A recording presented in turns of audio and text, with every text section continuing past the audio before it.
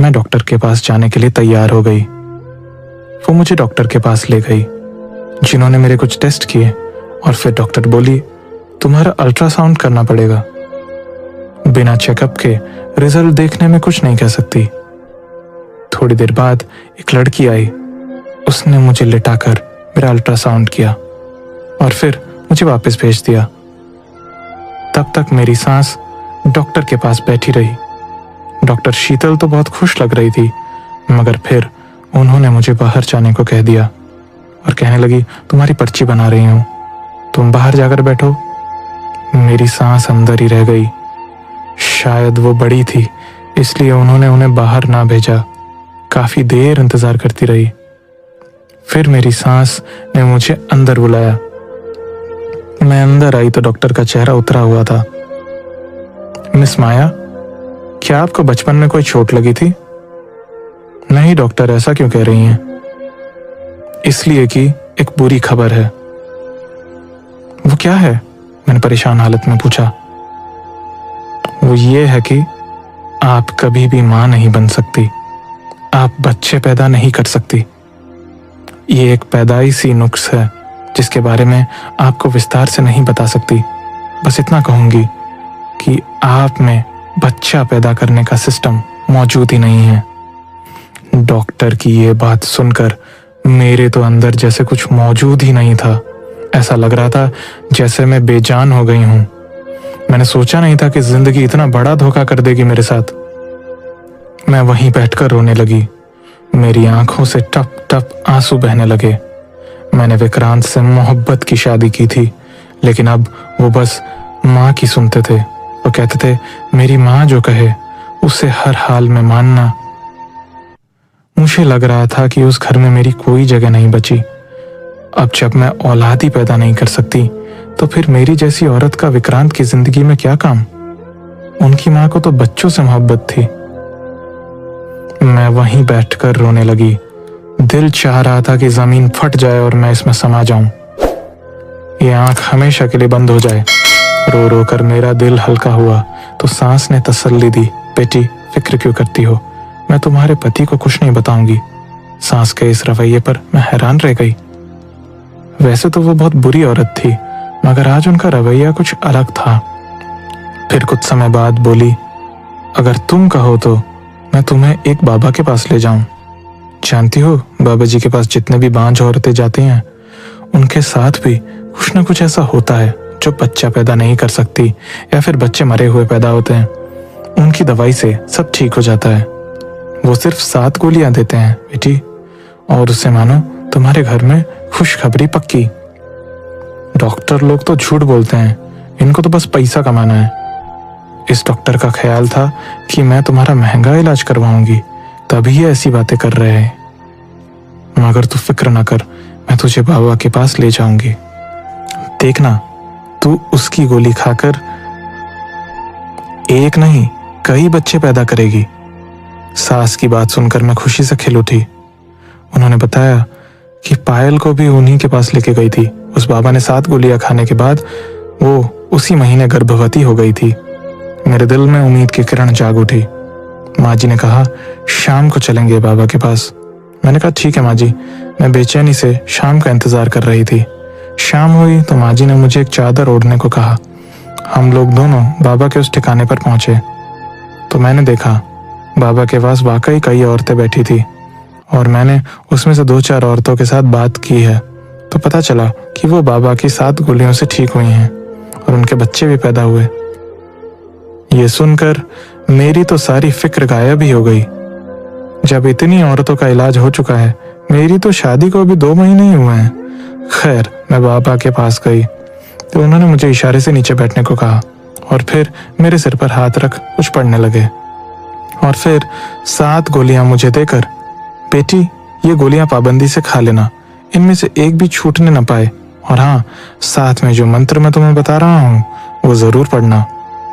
उन्होंने गोलियां मुझे थमाते हुए कहा, मगर मेरे हाथ से गोलियों वाला शॉपर मेरी सांस ने ले लिया और कहने लगी कि मैं संभाल कर रखूंगी, ये बहुत अहम चीज है, इसे मैं खुद रखूंगी। मुझे अपनी सांस पर उस समय बड़ा प्यार आ रहा था। कि वो मेरा किस कदर ख्याल रख रही है, वरना तो औरतें अपने बेटों से दूसरी शादी करवाने की साजिशों में लग जाते हैं। कभी भी अपनी बहू से किसी भी कमी को बर्दाश्त नहीं करती, जबकि मेरी सास मुझे खुद डॉक्टर के पास लेके आई है।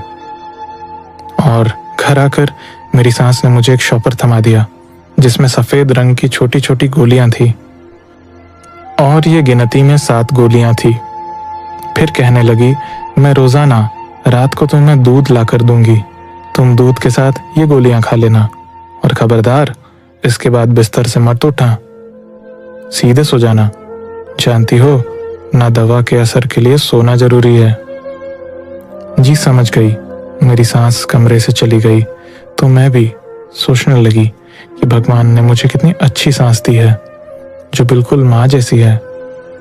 थोड़ी देर बाद विक्रांत आ गए। मैंने उनको ये बात नहीं बताई, वे भी कुछ न बोले, लेकिन अब उन्हें पता चला था कि मैं माँ नहीं बन सकती, तो उनके चेहरे पर गम की लकीरें जरूर देखी थी। इसी रात मैंने एक सफेद गोली मुंह में रख ली, मगर गोली मुंह में रखते ही मेरी तबीयत खराब होने लगी। ऐसा लगा जैसे मैंने कोई अजीब जहरीली चीज खा ली हो। मगर फिर अपनी औलाद के लिए मुझे इतना तो करना ही था। मैंने बड़ी मुश्किल से एक गोली अपने हलक से नीचे उतारी। अब बस इंतजार कर रही थी कि कब मेरा सपना पूरा हो और कब मैं अपने पति को खुशखबरी सुनाऊं। इसी तरह से 2-3 दिन गुजर गए, मगर मैं एक बात से बहुत परेशान थी। मैं जब भी सुबह उठती, मेरी कमीज पर काले रंग के दाग लगे होते। उन दागों के निशान समझ में नहीं आते थे कि ये कैसे लगे हैं, और इसके अलावा मेरा सर भी भारी भारी रहता था और पूरे जिस्म में दर्द होता।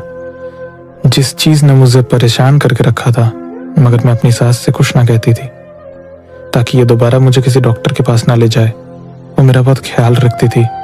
आज मैं बहुत खुश थी क्योंकि मेरा कोर्स पूरा होने को आया और मेरे पास अब सिर्फ आखिरी गोली रह गई थी। साथ हुई तो सोचने लगी कि आज आखिरी गोली खाकर सो जाऊंगी, उसके बाद शायद जल्द ही मुझे खुशखबरी सुनने को मिलेगी। खुशी खुशी में गोली मेरे हाथ से गिर गई। रात का वक्त था, कमरे में हल्की हल्की रोशनी थी। मैंने गोली ढूंढने की बहुत कोशिश की, मगर मुझे वो गोली नहीं मिली। मैं जाकर टॉर्च ले आई, बेड के नीचे ढूंढी, मगर गोली गुम हो चुकी थी। मुझे बड़ा अफसोस हुआ और खुद को कोसने लगी कि आज आखिरी दिन था, कहीं पूरा कोर्स बर्बाद ना हो जाए। काश मैं गोली खा लेती। अब न जाने बाकी 6 गोलियों का असर भी मुझ पर होगा या नहीं। फिर सोचने लगी, बाबा जी का घर कौन सा दूर है, अभी ज्यादा समय भी नहीं गुजरा। सुबह सवेरे अंधेरे में ही उनके घर चली जाऊंगी। गांव के लोग तो सुबह सवेरे ही उठ जाते हैं। सुबह सवेरे ही उनसे गोली ले लूंगी तो बाकियों का असर भी हो ही जाएगा। यही सोचकर मैं सोने की कोशिश करने लगी। सुबह जल्दी उठूंगी तो सुबह सवेरा ही बाबा के पास पहुंच जाऊंगी, मगर इसकी नौबत नहीं आई। अभी मुझे लेटे हुए 10 मिनट ही गुजरे थे कि मेरी सांस मेरे कमरे में आई। मैंने सोने का नाटक किया कि कहीं ये ना समझे कि मैंने गोली नहीं खाई है, क्योंकि गोलियों के असर से अक्सर मुझे नींद आ जाती थी। मैं सोच रही थी कि 1-2 बार मुझे देखने के बाद मेरी सांस कमरे से चली जाएगी, मगर ऐसा हुआ नहीं। वो मेरे कमरे में ही रुकी रही। मैं आंखें खोलकर देख भी नहीं सकती थी कि वो क्यों रुकी है। थोड़ी देर गुजरी थी कि एक जानी पहचानी सी खुशबू मेरी नाक के नथुनों से टकराई। ये खुशबू अगरबत्तियों की थी जो शायद मेरी सांस ने अपने हाथों में ले रखी थी। मैं अब भी सोने का ड्रामा करती रही कि कहीं उन्हें शक न हो जाए कि मैंने गोली नहीं खाई है। लेकिन जब उन्होंने उन अगरबत्तियों की राख मेरे सर पर और मेरे पेट पर गिराई तो मुझसे रहा नहीं गया। गर्मा गर्म राख मेरे कपड़ों पर पड़ी तो मुझे डर सा महसूस हुआ। एक जोरदार चीख मारकर उठ बैठी। मुझे लग रहा था जैसे कोई डरावना सपना देख रही हूँ। अपने सामने अपनी सास को देखकर मेरा तो जैसे दिल ही उछल कर बाहर आ गया हो। उन्होंने काले रंग के कपड़े पहन रखे थे और माथे पर काले रंग का टीका था और बहुत ही ज्यादा डरावनी लग रही थी। ऐसा लग रहा था मानो वो कोई जादूगरनी है। मुझे उठा पाकर चीखते चिल्लाता देखकर घबरा गई। बोली, खामोश होकर लेट जाओ, अभी मुझसे सवाल जवाब मत करना, उन्होंने मुझे डांटते हुए कहा कि मैं लेट जाऊं, मगर मैं यूं कैसे लेट जाती? मुझे अजीब सा महसूस हो रहा था। उनके इस काम से मुझे उलझन हो रही थी। कमरे में फैली इस बदबू से मेरा दम घुट रहा था। इससे पहले कि मैं ज्यादा चीखती चिल्लाती, मेरी सांस ने मेरे मुंह पर हाथ रखा और मुझे घसीटते हुए पीछे वाले कमरे में ले गई। ये कमरा घर के पीछे की तरफ बना हुआ था। इसमें कोई आता जाता नहीं था। उस कमरे में बहुत ही अंधेरा था। अंधेरे को देखकर मैं वैसे भी डर जाती थी। उन्होंने मुझे यहाँ बंद कर लिया था। मेरे मुंह में कपड़ा ठूंसकर बाहर से ताला लगाकर चली गई थी। ये देखकर मेरा बुरा हाल हो गया। मेरी आंखों में आंसू बहने लगे। मैं सोचने लगी, मुझे यहाँ क्यों बंद कर दिया? रोती चीखती चिल्लाती रही, मगर किसी ने मेरी आवाज ना सुनी। मैं तो जानती थी यहाँ मेरी आवाज सुनने वाला कोई नहीं है, क्योंकि यह कमरा घर के पीछे की तरफ था। मैं अपने पति को कोसने लगी, जिसने मेरा ख्याल नहीं रखा, मुझे पूछने तक नहीं आया। उसका इंतजार दिन भर करती रही, मगर मुझे पलट कर नहीं देखा। लग रहा था जैसे वो अपनी माँ के साथ शामिल था, और ये कि उसे मेरी कोई परवाह ही नहीं थी। इसी इंतजार में शाम के 4 बजे विक्रांत ने अपनी शक्ल दिखाई। कहने लगा, तुम यहाँ पर हो मैं जानता हूँ, मगर तुम्हें सब्र से काम लेना होगा। इसके पीछे छुपा राज तुम नहीं समझ सकती। उसे देखते ही उस पर चिल्लाने लगी, ये कौन सा राज है? तुम पागल तो नहीं हो गए हो? तुम्हारी माँ ने अजीब गरीब काम करके मुझे यहाँ बंद कर दिया है, जबकि तुम जानते हो तुम्हारे बच्चे की माँ बनने वाली थी मैं। जानता हूँ, तुम्हारी डॉक्टरी रिपोर्ट देख चुका हूँ। तुम्हारे माँ बनने का मुझे तो उसी दिन पता चल गया था जब तुम डॉक्टर के पास गई थी। अच्छा वाकई? तो फिर तुमने मुझे बताया क्यों नहीं? तुम्हारी माँ ने मुझसे ये बात क्यों छुपाई और मुझे बांझपन की गोलियां क्यों दी? बताता हूँ, सब बताता हूँ। विक्रांत ने हाथ के इशारे से बैठने को कहा। मजबूरन में बैठ गई। इसके सिवा मेरे पास और कोई चारा भी तो नहीं था। मैं उसकी बात सुन लूं, मगर मेरा दिल जोर जोर से धड़क रहा था। मुझे वो डर लग रहा था। उसके पांव में पड़ गई।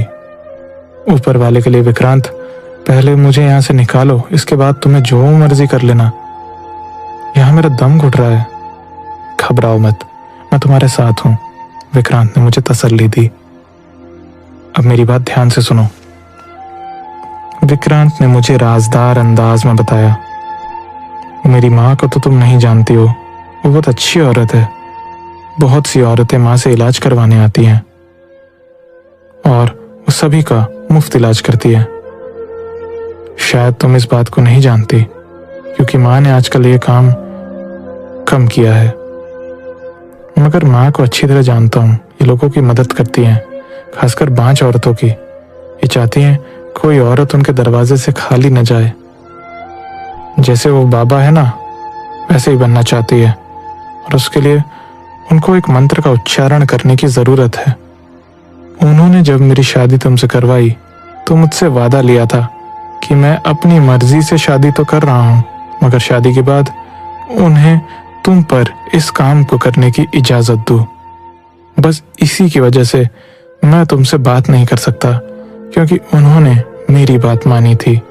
तुम्हें मुझसे मिलाकर मेरे दिल की आरज़ू पूरी की थी, मगर अब मुझे भी तो उनकी बात माननी है। वो अगर ये मंत्र का उच्चारण कर रही है तो उन्हें करने दो। इससे शायद तुम्हारे बच्चों को भी कोई नुकसान पहुंचे, मगर मैं जानता हूँ माँ जी की नीयत बुरी नहीं हो सकती।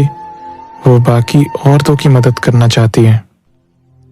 वो बाकी औरतों की मदद करना चाहती हैं। अपने पति की ये राम कहानियां सुनकर मैं चिल्ला उठी, तुम पागल तो नहीं हो गए विक्रांत? मर्द बनो, तुम्हारी अकल को क्या हो गया है? क्या तुम्हें ईश्वर से डर नहीं लगता? इन बेफजूल अंधविश्वास की जरूरत क्या है? हरगिज नहीं। तुम्हारी माँ सरासर गलत कर रही है। उनको ये तक नहीं पता कि एक औरत के साथ झूठ बोलकर उन्होंने कितना बड़ा पाप किया है। अरे वो क्या लोगों की मदद करेगी? वो तो अपने बेटी की नस्ल खत्म करने पर तुली हुई है। अगर मैं बांझ नहीं थी तो वो मुझे खतरनाक गोली खिलाने की क्या जरूरत थी? और तुम कैसे बाप हो? तुम्हें अपनी औलाद की भी फिक्र नहीं। ये बच्चा चला जाए तो क्या तुम्हें कोई दुख नहीं होगा? विक्रांत ने इत्मीनान से कहा, मुझे दुख नहीं होगा। जिस ईश्वर ने एक दिया है तो वही ईश्वर और भी देगा, सब्र करो। वैसे भी तुम्हारा तो अभी पहला ही महीना है, कौन सा ये बच्चा इस दुनिया में आ ही गया है। विक्रांत, मैं कोई बात नहीं जानती। बच्चा दुनिया में नहीं आया तो इसका मतलब नहीं है कि तुम अपने हाथों से कत्ल कर दो। कम से कम तुम्हें ये बात समझनी चाहिए कि तुम्हारी माँ जो कर रही है वो सरासर गलत है। मैं अपने बच्चे को किसी के हाथ में नहीं लगने दूंगी। जो तुम करने जा रहे हो, तुम्हारी माँ के हाथों बलि का बकरा नहीं बनूंगी। मैंने गुस्से से कहा। विक्रांत ने मुझे वहीं बंद किया और वो भी वहां से चला गया। बेवफा की इस हरकत पर मैं तो हैरान रह गई। सोचा नहीं था कि वो इस कदर संग दिल होगा। 2-3 घंटों बाद दोबारा आया तो फिर मुझे भी वही बात समझाने लगा। बोला, माँ जी के मंत्रों का उच्चारण करने दो, वो सब लोगों की भलाई के लिए कर रही है। उसके बाद तुम चाहे जो करो, मैं तुम्हारी बात मानूंगा, लेकिन भगवान के लिए मुझे माँ के सामने शर्मिंदा मत करो। विक्रांत ने मेरे आगे हाथ छोड़ दिए। मगर रात की मोहब्बत औरतों के लिए सबसे बढ़कर होती है। नहीं